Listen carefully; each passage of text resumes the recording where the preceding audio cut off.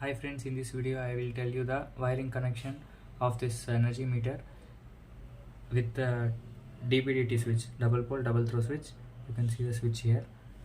First of all, these two wires, this is plus, yellow is plus, and this one blue is negative. So this should be given directly to the battery. You can see here, this is battery negative wire and this is battery is positive wire. I have joined these two and these two wires. It is going to this switch. You can see the switch diagram. Switch diagram, if you see this upper terminal, this first I'll tell you this 1, 2, 3, 4, 5 and 6. You should add 1 and 6. You should series them 1 and 6 and you should series 2 and 5. Okay, and at the top you can see two wires are going, that red and blue. The red and blue should be given to this meter. Meter you can give, and the center terminal you can see this yellow wire and blue wire, that you should give to the shunt. You can see here shunt, and the shunt wiring is one side you should connect inverter's negative.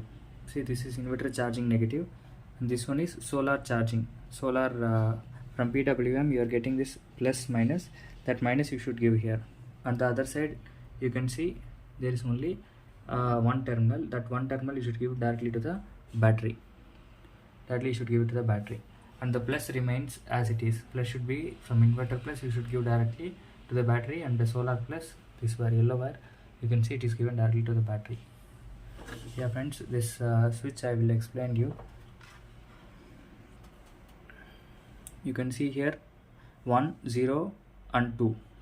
2 indicates discharge. You can see here 2 indicates discharge and single line indicates charge. Now you can see inverter is getting charged, and I'll just show you. I'll just change it to 1. If I change it to 1, you can see the meter. It is showing the amps. At what amps it is charging the battery. 11.32 amps it is charging, and total power watts is 157, and energy whatever it is consuming it will show.